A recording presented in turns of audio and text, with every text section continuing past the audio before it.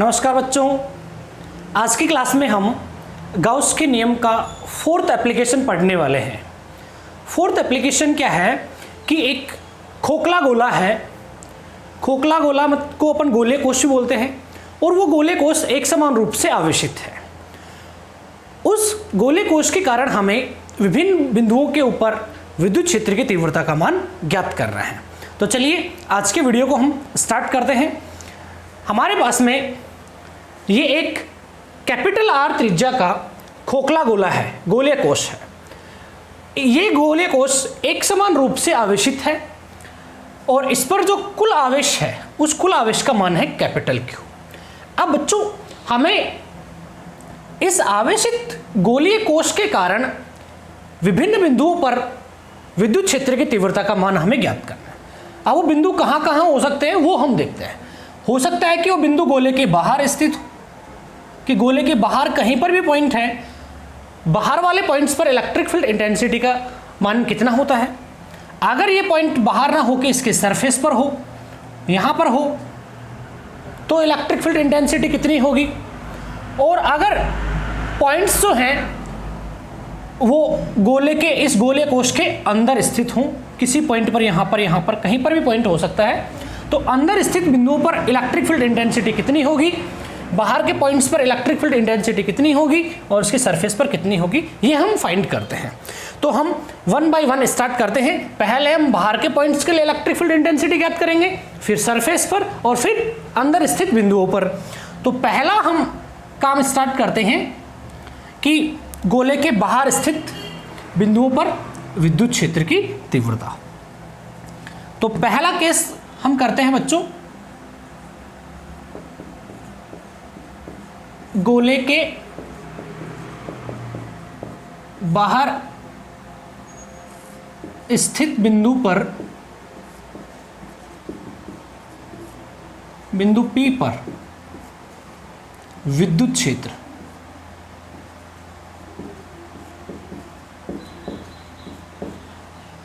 तो गोले के बाहर स्थित, तो बच्चों हम क्या करते हैं, यहां पर एक कोई पॉइंट ले लिया हमने जो इस गोले कोश के बाहर स्थित है। इस पॉइंट पर हमें, और ये पॉइंट जो है इस गोले के सेंटर O से स्मॉल r डिस्टेंस पर है। कितने डिस्टेंस पर है ये? स्मॉल r डिस्टेंस पर। और स्मॉल r डिस्टेंस पर ये पॉइंट P है। इस पॉइंट P पर हमें इलेक्ट्रिक फील्ड इंटेंसिटी ज्ञात करनी है।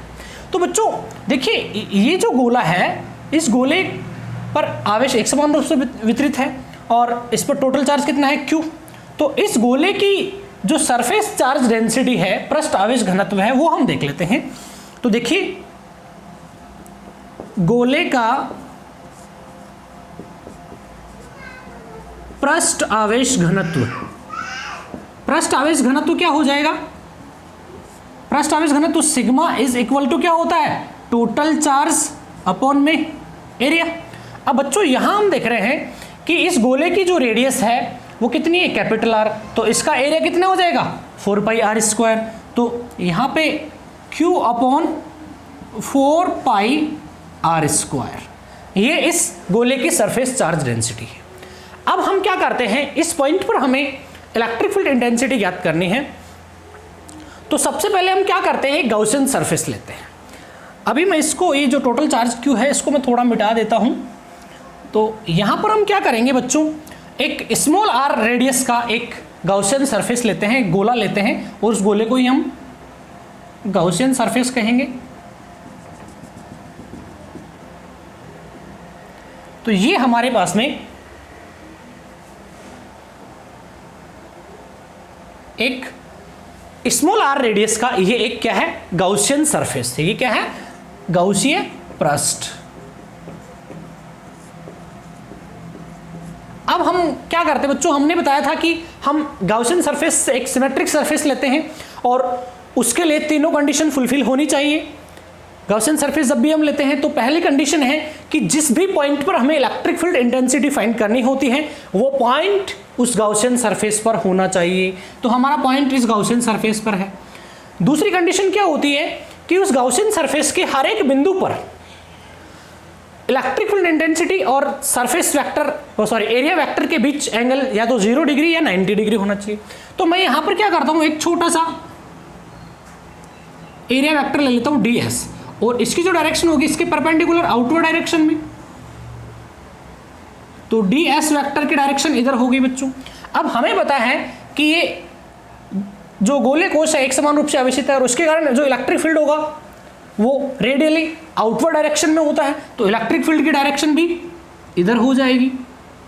त्रिज्यतः बाहर की ओर होता है इलेक्ट्रिक फील्ड जो होता है। तो यहां पर हम देख रहे हैं E और ds के बीच एंगल कितना है, थीटा बराबर 0 डिग्री। अब बच्चों ये पॉइंट हमने यहां पर लिया है, इसलिए यहां पर E और ds के बीच एंगल 0 डिग्री है। अगर मैं ये पॉइंट यहां ले लूंगा तब भी E और ds के बीच एंगल 0 डिग्री होगा, यहां ले लूंगा तब भी इधर हो जाएंगे दोनों सेम डायरेक्शन में। इसलिए इस गाउसियन सरफेस पर कहीं पर भी मैं पॉइंट ले लूंगा तो E और ds के बीच एंगल 0 डिग्री ही होगा यहाँ पे। तो दूसरी कंडीशन भी फुलफिल हो रही है, क्योंकि हमने कहा था या तो एंगल 0 हो या फिर 90 हो, तो यहाँ 0 डिग्री आ रहा है, दूसरी कंडीशन फुलफिल। तीसरी कंडीशन मैं आपको आगे बताऊंगा कि E नियत होना चाहिए, वो नियत हम आगे बताएंगे आपको। तो अब हम क्या करते हैं बच्चों, गाउस का नियम अप्लाई करते हैं। तो देखिए सबसे पहले हम देख लेते हैं कि ये जो गाउसियन सरफेस है हमारा, इस गाउसियन सरफेस में कितना चार्ज परिबद्ध है, गाउसियन पृष्ठ द्वारा परिबद्ध आवेश कितना है। तो यहां गाउसीय पृष्ठ द्वारा परिबद्ध आवेश, गाउसीय पृष्ठ द्वारा परिबद्ध आवेश सिग्मा स्मॉल क्यू, यहां सिग्मा टोटल चार्ज को रिप्रेजेंट कर रहा है, सिग्मा क्यू का मतलब है कुल आवेश इस गाउसियन पृष्ठ द्वारा। अब बच्चों इस गाउसियन पृष्ठ के अंदर कितना चार्ज है, जितना इस गोले का चार्ज है, और इस गोले का चार्ज कितना बताया था आपको, कैपिटल क्यू। तो यहां पर कितना हो जाएगा, कैपिटल क्यू। ठीक है, तो अब हम गाउस का नियम अप्लाई करते हैं। तो यहां क्या हो जाएगा, गाउस के नियम से, गाउस का नियम क्या होता है बच्चों, integration E vector dot ds vector is equal to sigma q upon epsilon not.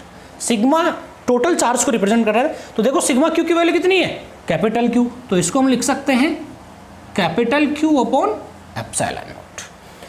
अब बच्चों यहां हम देख रहे हैं यहां डॉट प्रोडक्ट है, तो इसको हम ओपन करके क्या लिख लेंगे, इंटीग्रेशन E ds कोस 0 डिग्री। 0 क्यों, क्योंकि बच्चों यहां हम देख रहे हैं E और ds के बीच एंगल कितना है, 0 डिग्री है, तो यहां क्या पुट कर देंगे, 0 is equal to q upon epsilon naught हो जाएगा। कोस 0 की वैल्यू क्या होती है, 1, तो ये वैल्यू 1 पुट कर देंगे, तो हमारे पास क्या आ जाएगा, integration E ds is equal to q upon epsilon naught आ गया। अब बच्चों हम देख रहे हैं कि इस गाउसियन पृष्ठ पर कहीं पर भी पॉइंट ले रहे हैं, वो कितने डिस्टेंस पर है, स्मॉल r डिस्टेंस पर, कहीं पर भी आप पॉइंट ले लो वो r दूरी पर रहेगा। जब गाउसियन पृष्ठ पर स्थित प्रत्येक बिंदु जो होता है वो इस गोले के केंद्र से बराबर दूरी पर है, तो उन सभी बिंदुओं पर इलेक्ट्रिक फील्ड इंटेंसिटी भी क्या होगी, नियत होगी। तो E को हम क्या ले लेते हैं यहाँ, नियत, तो E बराबर नियत, जो कि ये तीसरी कंडीशन होती है गाउसियन पृष्ठ की कल्पना करते समय हम लेते हैं, E नियत होना चाहिए, वो नियत भी फुलफिल हो रही है, इसलिए तीनों कंडीशन फुलफिल हो चुकी हैं। तो E हम बाहर ले लेंगे, तो क्या हो जाएगा, integration ds is equal to q upon epsilon not. अब बच्चों यहां आप देखो कि ये गाउसियन पृष्ठ पर जो छोटा सा हमने अल्पांश लिया था उसका एरिया हमने ds माना था।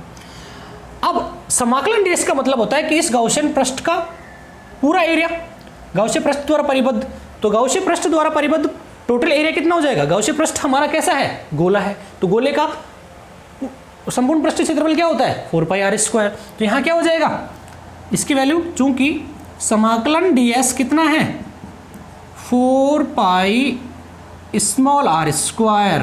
क्योंकि बच्चों हमें गाउसियन सरफेस का एरिया देखना है, तो गाउसियन सरफेस की रेडियस स्मॉल r है, कैपिटल R मत कर देना, अधिकतर बच्चे मिस्टेक कर देते हैं इसमें। तो यहाँ पे E into 4πr² is equal to q upon epsilon naught. 4πr² को हम नीचे भेज देंगे, तो E is equal to q upon 4π epsilon naught को हम साथ में लिख लेते हैं 4π एप्सिलॉन नॉट r²। तो ये हमारे पास एक गोलीय कोश जो कि एक समान रूप से आवेशित है उस गोले कोश के कारण उसके बाहर स्थित पॉइंट्स पर यहाँ ए आउट लिख देंगे। आउट बाहर को रिप्रेजेंट कर रहा है कि गोले के बाहर स्थित बिंदुओं पर इलेक्ट्रिक फील्ड इंटेंसिटी का फॉर्मूला है Q/4πε0r²। अब बच्चों हमें पता है कि 1/4πε0 क्या होता है, कांस्टेंट के, और इसकी वैल्यू आपको बता रखी है 9 × 10⁹ न्यूटन मीटर स्क्वायर पर कूलम स्क्वायर, ये आ जाता है। तो अब हम 1/4πε0 की जगह क्या पुट कर सकते हैं, के पुट कर सकते हैं। तो ई आउट क्या हो जाएगा, KQ/r², ये आ गया बच्चों। अब इसको हम वेक्टर रूप में लिखें, सदिश रूप में, तो सदिश रूप में क्या हो जाएगा, ई आउट वेक्टर लगा देंगे KQ/r²। यहां आर कैप क्या है, इस विद्युत क्षेत्र की दिशा में एकांक सदिश है जो इस ई वेक्टर के डायरेक्शन को रिप्रेजेंट कर रहा है। अब बच्चों आपको जब बिंदु आवेश के कारण, एक पॉइंट चार्ज के कारण आर डिस्टेंस पर हम इलेक्ट्रिक फील्ड इंटेंसिटी बताई थी मैंने, तो उसका जो फॉर्मूला था कि जैसे यहां पर कोई पॉइंट चार्ज है, उस पॉइंट कैपिटल Q, इसके कारण इससे आर डिस्टेंस पर यहां पर कोई पॉइंट P है, आर डिस्टेंस पर, तो इस पॉइंट पर जो इलेक्ट्रिक फील्ड इंटेंसिटी आई थी, इलेक्ट्रिक फील्ड इंटेंसिटी, उसका फॉर्मूला भी KQ/r² ही था। इसका मतलब, और गोले के कारण, एक खोखले गोले के कारण भी आर दूरी पर फॉर्मूला उतना ही आ रहा है। तो हम कह सकते हैं कि एक गोलीय कोश जो होता है वो एक बिंदु आवेश की तरह व्यवहार करता है, एक पॉइंट चार्ज की तरह व्यवहार करता है। मानो कि इस गोले का जो पूरा आवेश है ये सरफेस पर अभी तो, लेकिन ये इस प्रकार से व्यवहार करता है मानो इसका जो टोटल चार्ज है वो इसके केंद्र पर ही केंद्रित हो। ठीक है बच्चों, तो ये पॉइंट चार्ज के कारण भी फॉर्मूला ऐसा ही होता है। अब हम क्या करते हैं, हमें पता है बच्चों कि सिग्मा जो होता है वो Q/4πr² होता है। तो इस फॉर्मूले में, इसमें लिख लो यहाँ पे, ये फर्स्ट, सेकंड, थर्ड। तो फर्स्ट फॉर्मूले के अंदर हम Q की जगह क्या पुट कर सकते हैं, सिग्मा × 4πr²। तो वैल्यू हम पुट करेंगे तो ई आउट क्या हो जाएगा बच्चों, ई आउट, देखिए Q की जगह हम वैल्यू पुट करेंगे सिग्मा × 4πr²। तो सिग्मा × 4πr² डिवाइडेड बाई 4πε0 तो देखिए बच्चों 4π से 4π कैंसिल हो रहा है, तो ई आउट का परिमाण कितना आ जाएगा, सिग्मा r²/ε0 तो ये फॉर्मूला भी हम काम में ले लेते हैं न्यूमेरिकल्स के अंदर। बट आपको इजी वे में आपको ये सेकंड फॉर्मूला याद रखना है कि एक गोले कोश के कारण उसके बाहर स्थित पॉइंट्स पर इलेक्ट्रिक फील्ड इंटेंसिटी KQ/r² होती है। अब बात करेंगे बच्चों कि अगर ये पॉइंट बाहर ना होके इस गोलीय कोश के सरफेस पर स्थित हो, तो सेकंड स्थिति हम ले लेंगे, ये फर्स्ट स्थिति थी, सेकंड स्थिति हम लेंगे यहां पर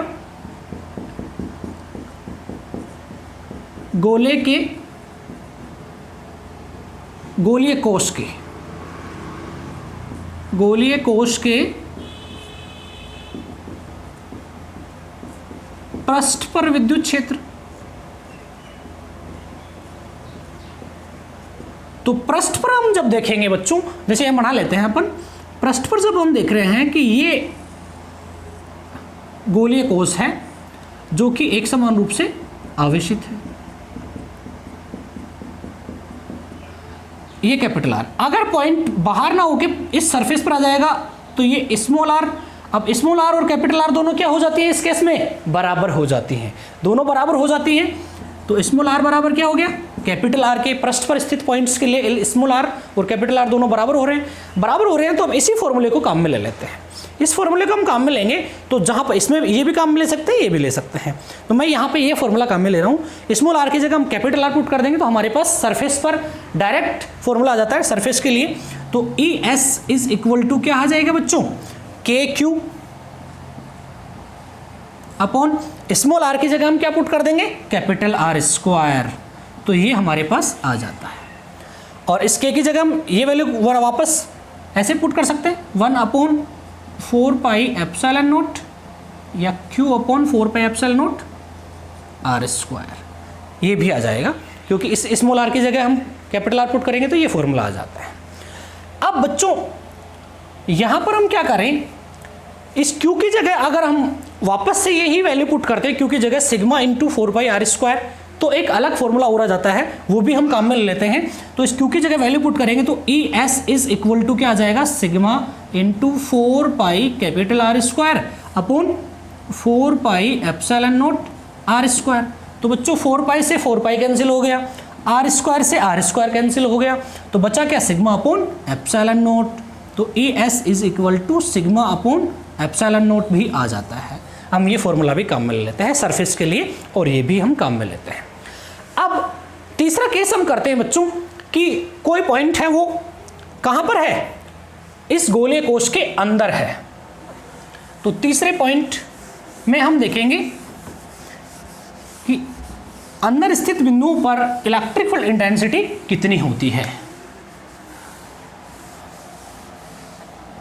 तो यहां थर्ड पॉइंट हम लिख रहे हैं बच्चों, गोलीय कोश के अंदर स्थित बिंदु पर विद्युत क्षेत्र, अंदर स्थित बिंदु पर विद्युत क्षेत्र हम देखेंगे। तो देखिए बच्चों, ये हमारे पास में, थोड़ा सा सही बना लेता हूं, ये हमारे पास एक गोलीय कोश है जिसकी रेडियस कैपिटल आर है और वो एक समान रूप से आवेशित है।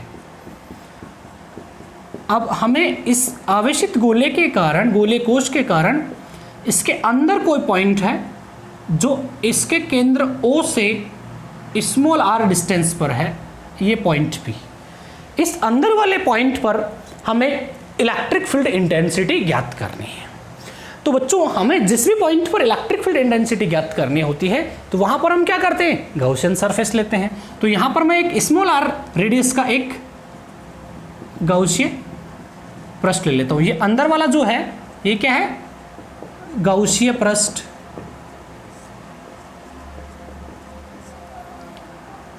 अब यहां पर गॉसिय पृष्ठ के लिए वही तीन कंडीशन हम देख लेते हैं कि जिस भी पॉइंट पर हमें इलेक्ट्रिक फील्ड फाइंड करना होता है वो पॉइंट गॉसियन सरफेस पर होना चाहिए।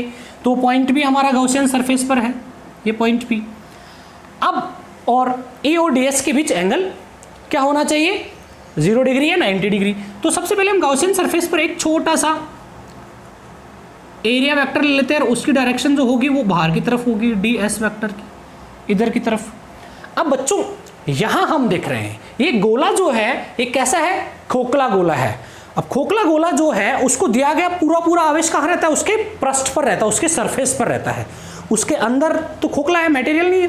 तो अंदर से जब वो खोखला है तो उसके अंदर आवेश क्या होगा, 0 होगा। तो खोखले गोले के अंदर आवेश कितना होता है, 0।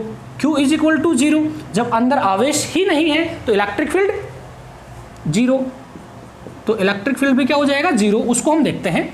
तो देखिए अब हम क्या करेंगे, गाउसीय पृष्ठ द्वारा परिबद्ध आवेश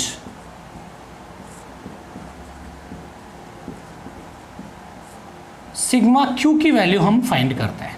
बच्चों देखिए ये जो हमारा खोखला गोला था और उस खोखले गोले के अंदर स्थित पॉइंट पर हमें इलेक्ट्रिक फील्ड याद करना है। तो हमने एक स्मॉल r रेडियस का गॉसियन सरफेस लिया था।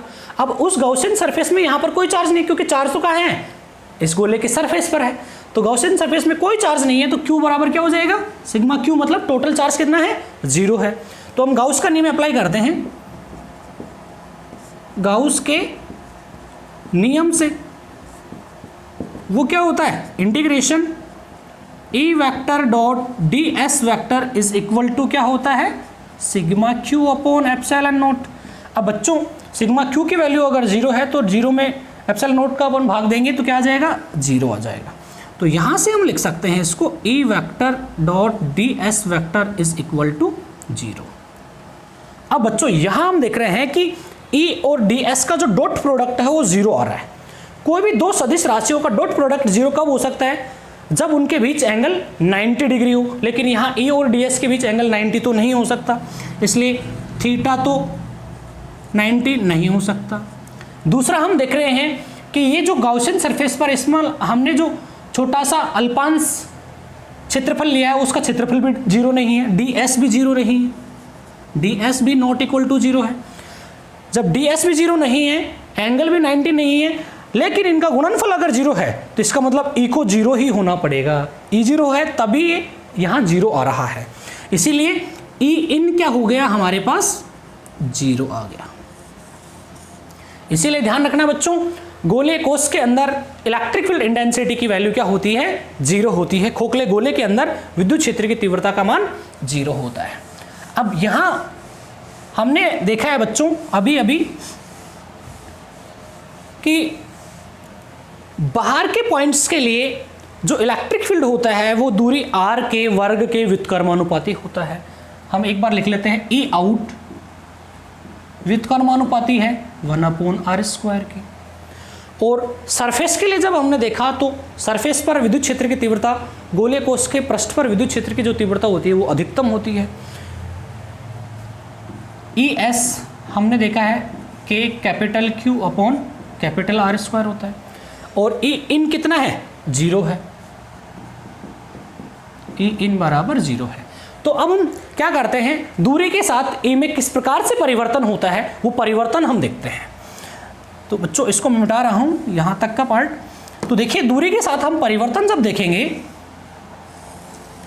तो ये हम देखते हैं, इस एक्सिस पर मैं ई ले लेता हूं और इस पर मैं स्मॉल r ले लेता हूं। मान लिया हमने यहां से यहां तक की जो डिस्टेंस है वो यहां पर गोले की त्रिज्या के बराबर, इधर स्मॉल r जो है वो गोले की त्रिज्या से कम है, और यहां पर गोले के बाहर की बात कर लेते हैं हम।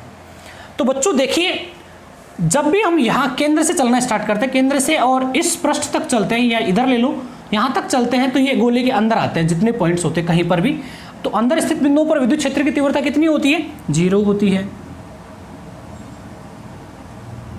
क्योंकि अंदर स्थित बिंदुओं के लिए ही स्मॉल r जो होता है वो कैपिटल R से छोटा होता है, तो अंदर स्थित बिंदुओं पर इलेक्ट्रिक फील्ड जीरो होता है। लेकिन जैसे ही सरफेस पर जाते हैं तो सरफेस पर इलेक्ट्रिक फील्ड इंटेंसिटी कितनी होती है? KQ अपॉन R², और ये सर्वाधिक होती है।